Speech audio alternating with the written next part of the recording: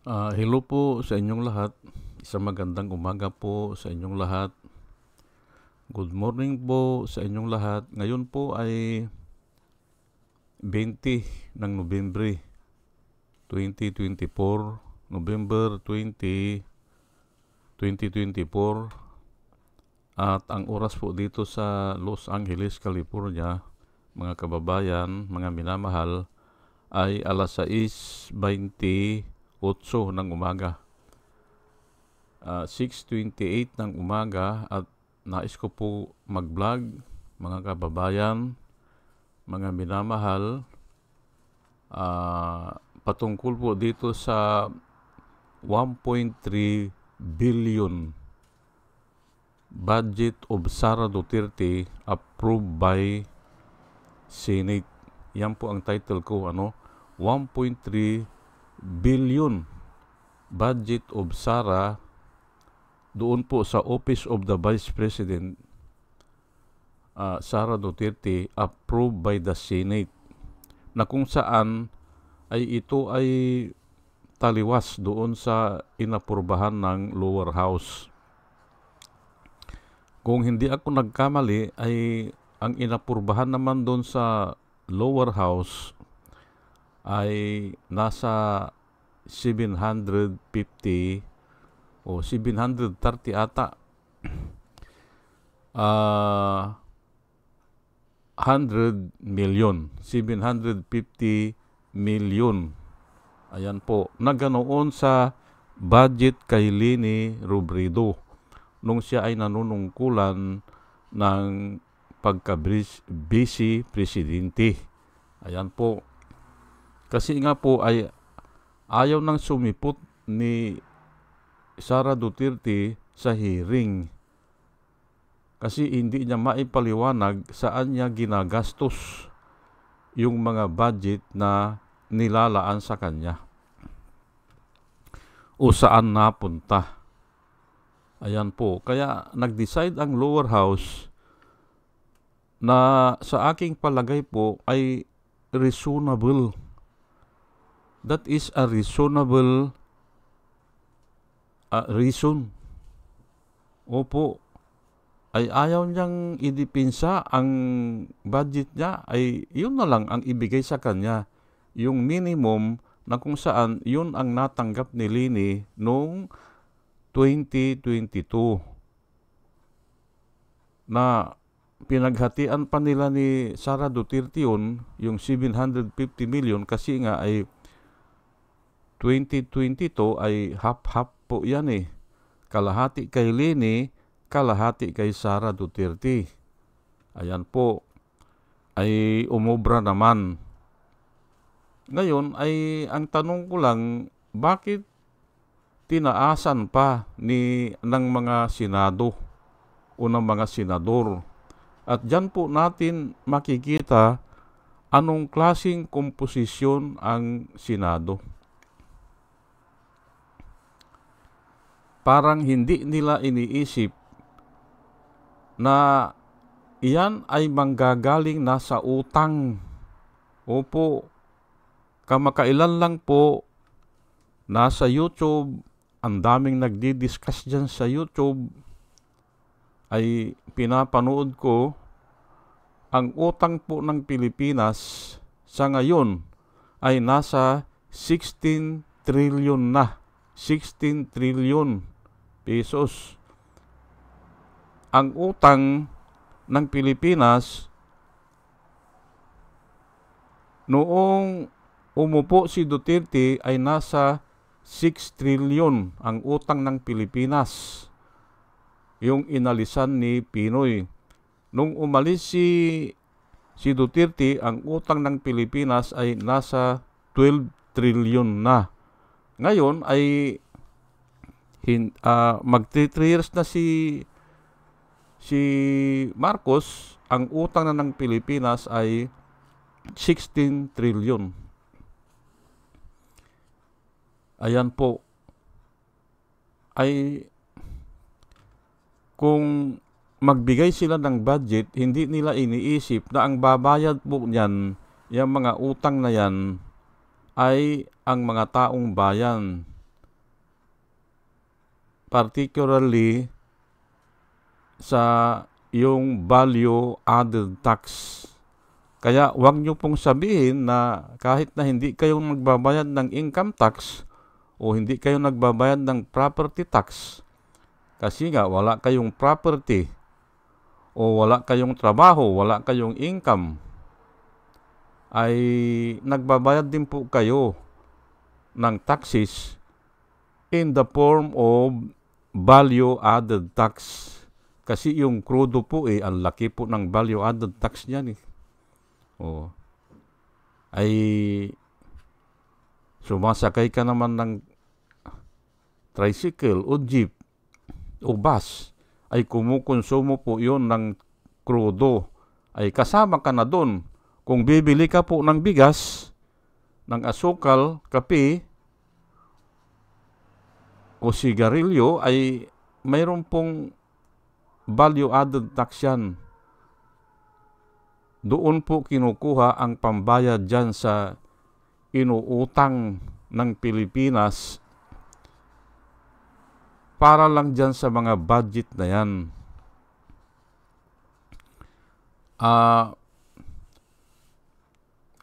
Ako ay hindi na nagtataka, hindi na ako nagtataka kung bakit ganyan ang desisyon ng Senado.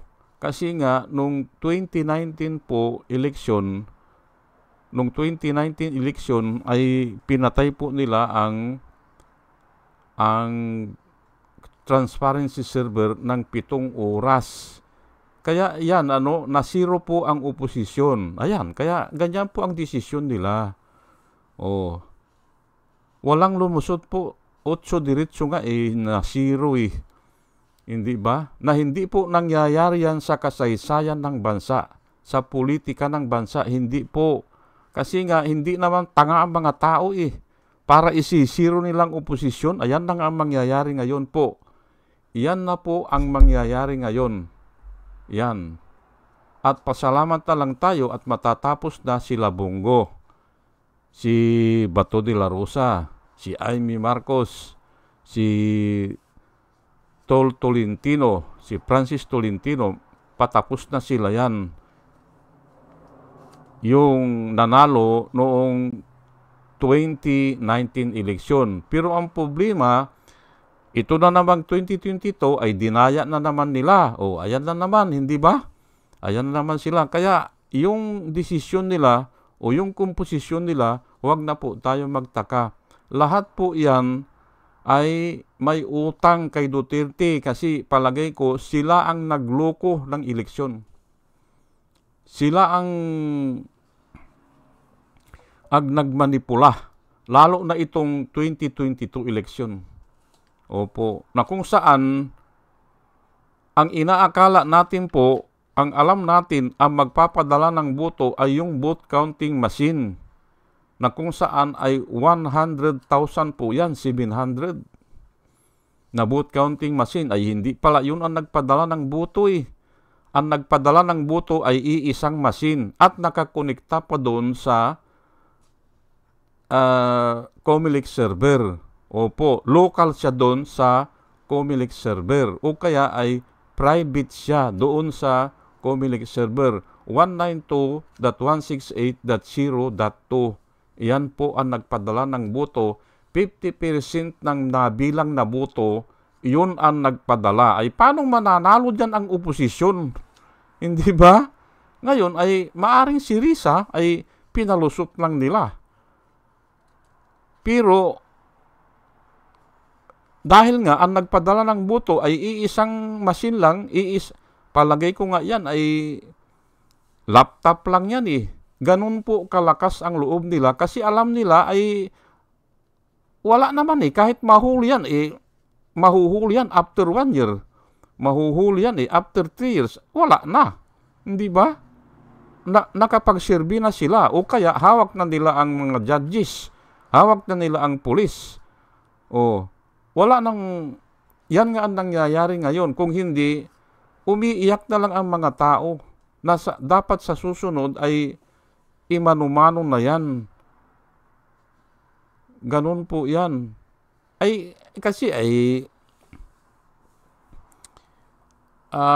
yang desisyon nila yan ay tumatanaw lang sila ng utang na loob kay Duterte na kung saan siya ang presidente noong 2022 at noong 2019. Kaya kaya niyang gawin yan. Hindi ba? Na ipapakulong nga ang tao si Dilima, pinakulong nga Si Trillanes gusto ring ipakulong Hindi ba? Ganun po kalakas ang loob. Pero nga at pasalamat tayo at may Diyos. Opo, yung mga iyak natin, yung mga sinasabi ng DDS, vlogger, na iyak, sabi nila, ay oo nga, iiyak talaga kako pero dinidinig po ng Diyos siyang iyak. Dinidinig po yan. Lalo na kung talagang wala nang magawa, ay iiyak talaga ang tao Pero, God is near to those who are broken-hearted and crushed in spirit. Yan po God is near to those who are broken-hearted and crushed in spirit. Dinidinig po ng Diyos yan. Hindi nila masagot Umiiyak nga kami kako dahil natalo si Lini. Ay pero dinidinig po ng Diyos yan, lalo na kung dinaya yan. Hindi ba? Dinidinig po ng Diyos yan. Nung kinausap ng Diyos si Moses, ang sabi ng Diyos kay Moses, I have seen the oppression of my people. Sabi na po ng Diyos, I have seen the oppression of my people and I have heard their cry. Ayan po ang sinabi ng Panginoon. Naririnig po ng Panginoon yan. Yung mga iyak ng mga tao. At ito nga ito ay 1.3 billion na naman itong inapurbahan nila. Aywan ko kung anong mangyayari dyan. Ay lalong iiyak ang mga tao dyan. Hindi maipaliwanag ni Sarah kung saan niya dinadala ang mga budget niya. Ayaw niyang ipaliwanag. Ang sabi niya ay ibibigay na lang niya kung magkano man ang ibigay sa kanya sa wisdom ng mga kongresista at mga senador. Yun ang sinabi niya. Kasi nga hindi niya maipaliwanag Ayaw niya magpaliwanag. Ay di dapat ay very generous na po yan. Nabigyan na lang siya nung dati. Yung ganong kay Lini, which is 750 million pesos ang budget. Ayan po, hindi ba? Inuulit ko lang po na wala na tayong aasahan dyan sa mga senadoris na yan. Huwag na nating ibuto yan. Lahat sila. Opo. Sabagay, karamihan dyan ay term limit na. Hindi nakakandidato. Karamihan dyan sa kanila. Pero yung iba ay kakandidato pa yan kasi nga alam nila ang daling dayain po Ang daling dayain si Bato de la Rosa hindi ko iisipin na manalo yan. Pero nga ay after 7 hours na tawag nila glitch. Mayroon bang glitch na 7 hours? Wala Ang glitch lang ay milliseconds lang yan. Pag sinasabi natin computer glitch, segundo lang po yan, wala pa. Milliseconds nga lang yan Ako po ay electrical engineer, alam ko yan kasi nakikipagtrabaho ako sa mga programmer po Ngayon ay, ayan na nga pero bago ko pala ipagpatuloy ito ay nais ko lang balikan yung nakalimutan ko kahapon patungkol doon kay Abante. Opo. Patungkol doon sa sinabi niya na connivance. Kasi ang topic ko kasi kahapon patungkol doon sa sinabi ni Abante o patanong na sinabi kay Abante kay Trillanes na yun nga ay ang sagot ko doon, ang sabi po ng Biblia ay let no corrupt communication proceed out of your mouth. Yan po ang sinasabi ng Biblia. Let no corrupt communication proceed out of your mouth. Ito pong ginamit ni Benny Abante, ay pastor pa naman ito. At na-under po ako dito nung ako ay nasa Alcobar. 2 years po yan. 206 at hanggang 208. Ay ang ginamit niyang salita ay connivance. Ngayon ay nakalimutan ko lang kahapon ang connivance po ay yung secretly na you are participating in a wrongdoing. Connivance, secretly or willingly, you are participating, secretly po in a wrongdoings. Ay ano po ang wrongdoings doon sa pumunta si Trillanes na magreklamo sa ICC? Ay korte po yun Korte. Kasi nga yung mga tao, yung mga biktima o yung kaanak po ng mga biktima, ayaw nang pumunta sa korte sa atin. Kasi baka patayin lang sila Yun po ang reason dyan. O wala na silang paniniwala sa korte. Kasi nga si Duterte ay diktador. Walang mangyayari.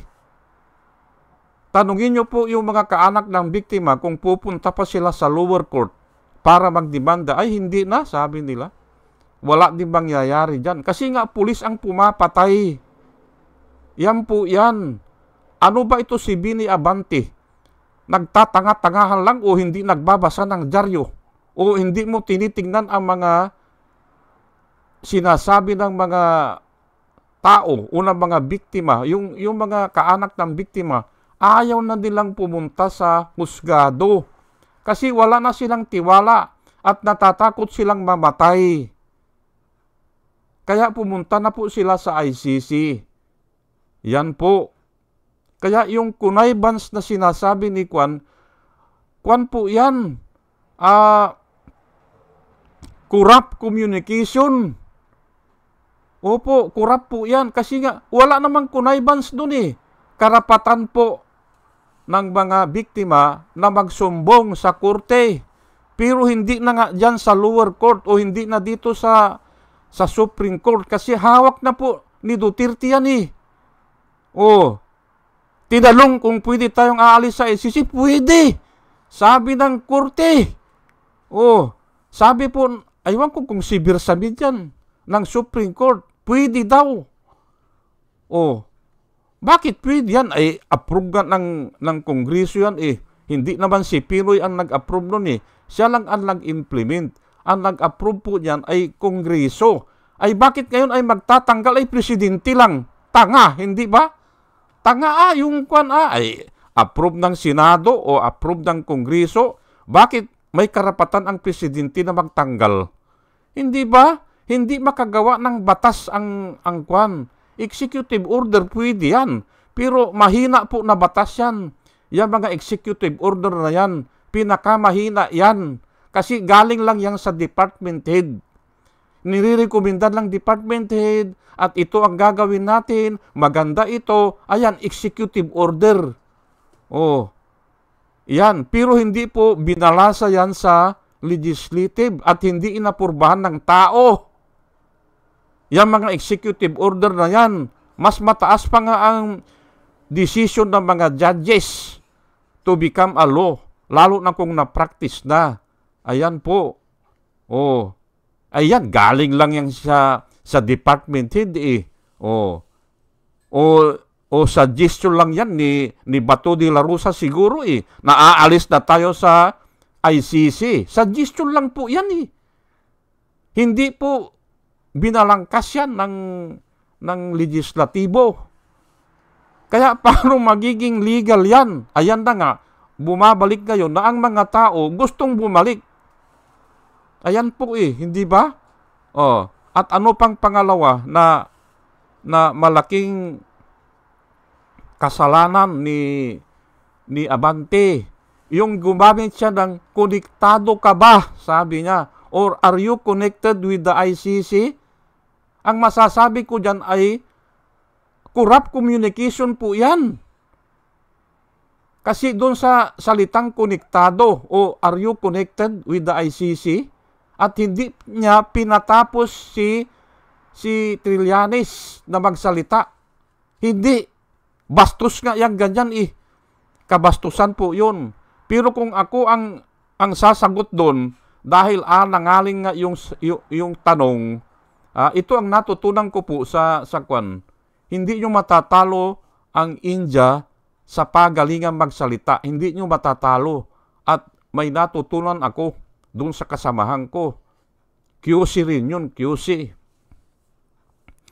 Ang sagot dyan, irirekomenda ko lang kung mali ang tanong, maliin mo rin ang sagot. Konektado ka ba sa ICC? Yes sir. Ang sagot po dyan, Your Honor sir, Mr. Chairman, yes sir, no sir. Ganun ang dapat tanong yan. Ang sagot, yes sir, no sir. Yan. Konektado ka ba sa ICC? Yun ang sagot ko. Bahala siya mag-interpret, yes sir, no sir. Natutunan ko po yan sa opisina namin. Ngayon ay simply pipilitan niya ngayon. Bakit yes ka? Bakit no ka? Ayan na. Ay sir, kung iniisip nyo sir na ako ay empleyado, ay no sir.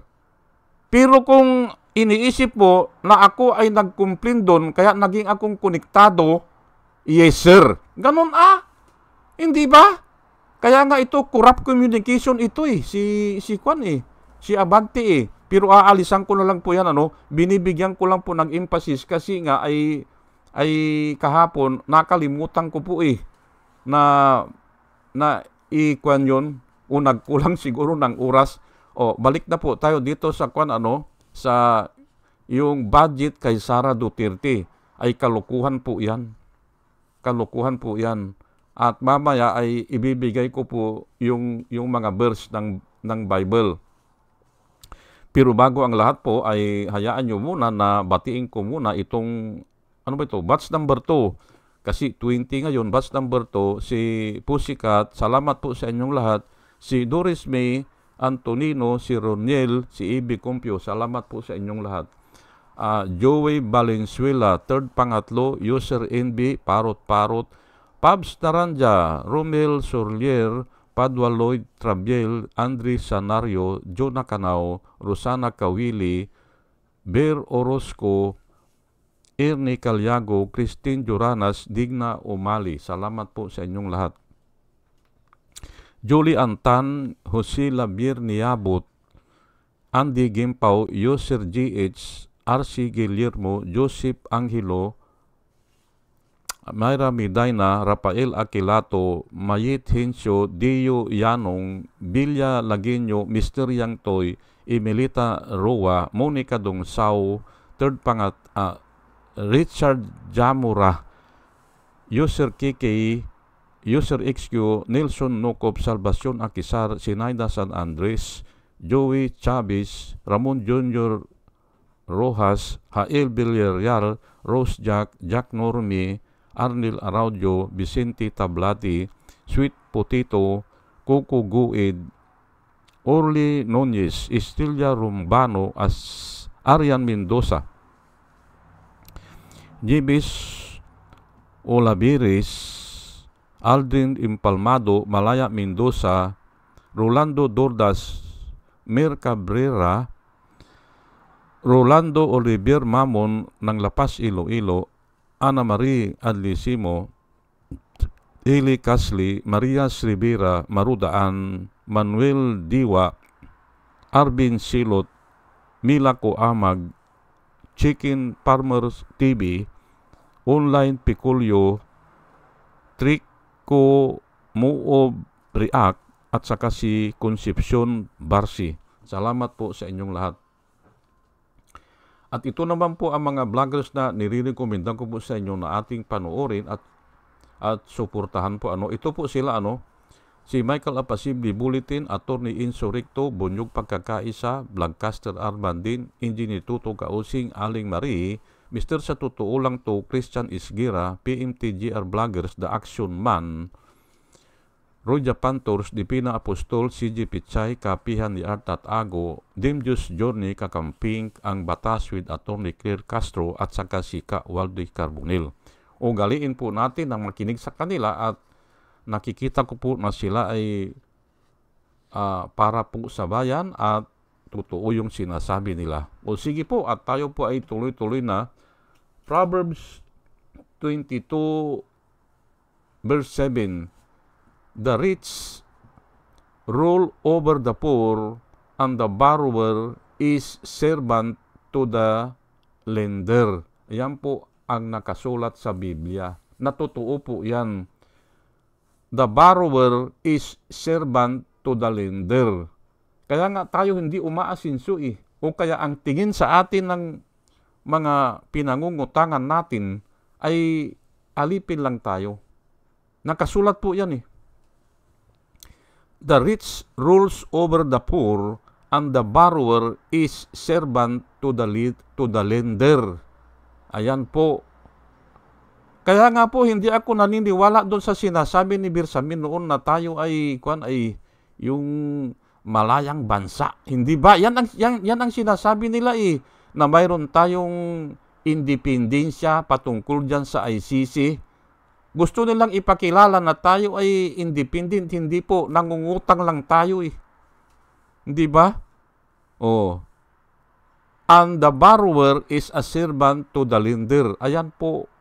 Kaya nga, noon pa, kinukontra ko na yan na may sarili daw tayong sovereignty. Sabi nila, hindi naman nila naintindihan yan Ano ba yung sinasabi ni Kwan noon? Ni Guevara?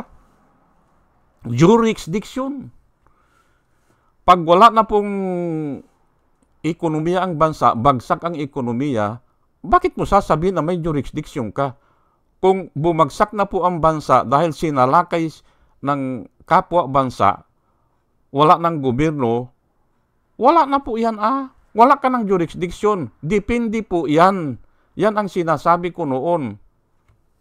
Puro kasi ito si Guevara, jurisdiction. Hindi naman niya maipaliwanag yan. Kasi nga, pabago-bago po ang jurisdiction o sovereignty ng bansa. Yan po ang sinasabi ko dyan. Pero kung absolute ang pag-uusapan, only God is sovereign because He can do whatever He wants. Ngayon, yan po ang gustong mangyari ng tao. Sovereignty ang tao kasi nga diktador. Doon kinukuha yan, doon sa Biblia na only God is sovereign. Pero dito hindi pwedeng i-apply yan. Kasi nga mahina tayo, binubuli lang tayo ng China. Wala tayong puwersa. Paano mong i-apply yung sovereign na yan? At ito idadagdag ko, umuutang lang tayo. Hindi ba? Para pambayad dyan sa kapritsyo ni Sara Duterte, hindi ba? Sovereign ka ba? Hindi. Matthew 6:24, no one can serve two masters. No one can serve two masters, for either he will hate the one and love the other, or else he will be loyal to the one and despise the other, or desert the other. Ganun po yan. You cannot serve God and mammon. Yung mammon po ay pera yan Mammon. You cannot serve God and yan nga, salapi. Hindi ba? Yan po ang nakasulat yan. No one can serve two masters. For either he will hate the one and love the other, or else he will be loyal to the one and despise the other, or disdain the other. Iiwanan niya. Hindi ba? Ayan po Kaya mag-ingat po tayo dyan sa ganyan, Ay puro pira kasi ang iniisip Hindi ba? Hindi na iniisip yun kapakanan ng mga tao. Puro pira na lang yan. Aywan ko lang kung ilan ang ibibigay sa kanila. Kung ilan ang pabuya sa kanila dahil dinesisyonan nila yan na 1.3 billion po yan billion. Halos doble nung kay Lini. Nung kapanahunan ni Lini. Kaya nga ako, iniisip ko, baka mayroon silang pabuya dyan eh. Kung didesisyonan nila na ganyan eh. Hindi natin alam, baka bigyan sila ng 10 million, hindi ba? Ay sisiw lang yan. Kasi 1.3 billion po eh. Halimbawa na 10 ang bigyan ng 10 million. 10 sila. Ilan yun? Di 100 million lang yan, ay sisiw lang. Kasi billion po ang pinag-usapan eh. Yan ang nakikita ko dyan. Ito, Tagalog proverb, habang maikli ang kumot, matutong mamaluktot. Dapat yan ang tandaan natin. Kasi nga ito ay Tagalog na ito eh. Tagalog proverbs eh. Habang maikli ang kumot, matutong mamaluktot. Dapat kung mahirap ang bansa natin, ay wag na natin palakihin ang budget ng office ng Vice President. Ganun po yan. Lalo na ganyan, hindi niya maipaliwanag. Ay, kung tatay ka o nanay ka ay humihingi ng pira ang anak mo at yung nakaraan ay hindi niya pinapaliwanag kung saan niya ginastos, ay simple ngayon ay magtitipid ka. Ganun po yan. Napakasimple po yan. Reasonable po yan. Ay itong ginagawa ng Senado, unreasonable po yan. At yung ang sinasabi ko, ang babayad yan, dahil uutangin po yan eh. Ang babayad ng utang natin ay mga ordinaryong tao. Yung bumibili ng bigas. Opo. Yan po, dahil doon sa value added tax. Remember ha, kaya nilang i-legislate, kaya nilang baguhin yan kahit next year na itataas na naman ang value added tax. Ganun po yan. Kaya sakripisyo talaga ng mga tao yan. 1 Timothy 6:7. For we brought nothing into this world. Totoo naman, hindi ba? Wala naman tayong dinala dito eh. For we brought nothing in this world. And it is certain, certain po ang sinasabi ng Biblia. And it is certain we can carry nothing out of this world. Hindi ba? Wala naman tayong madadala eh. Pero sila ay nag-iipon ng kayamanan. Nag-iipon kasi nga sila ay, ito ang sasabihin ko sa inyo, no? Ito ang sasabihin ko sa inyo. Ako ay naaawa dyan sa ganyang mga tao. Bakit? Sapagkat sila ay alipin o sila ay naloko ni Satanas. Yan po. Para ikat ko na lahat ang explanation ko. Bilang isang born again, pag nakakakita ako ng ganyang tao, pumapatay ng tao, nagnanakaw, nangangano niya, ang unang nararamdaman ko dyan ay compassion. Opo, naninira ng tao. Ang unang nararamdaman ko dyan ay compassion. Hindi po ako nagagalit dyan. Bakit? Sapagkat sila ay hindi nakaalis dun sa pagkaalipin kay Satanas. Ang sinasabi kasi ni Satanas, mag-ipon ka ng pira. Mag-ipon ka ng pira, salapi, para maging makapangyarihan ka, para hindi ka lukuhin o para, pero hindi mo nga madadala yan eh. Hindi ba? For we brought nothing into this world, and it is certain. Napakaganda po ng King James Version o New King James Version. And it is certain we can carry nothing out of this world. Sige nga. Ayan po ang nakasulat sa Biblia na alam natin na mayroong ganyan, pero nga ay malakas po ang hatak ng salapi eh. Yung kinang ng ginto, malakas po eh. Kaya ganyan ang nangyayari sa kanila. Sige po at hanggang dito na lang po, kulang na naman ang oras natin, pero at least, at dinadalayan ko po sa Panginoon, sa ating pakikinig po ay gabayan niya tayo at bigyan niya tayo po ng wisdom. At muli mga kababayan, mga minamahal, ay isang magandang umaga po sa inyong lahat at salamat po sa inyong pakikinig. Salamat po ng marami. Salamat po.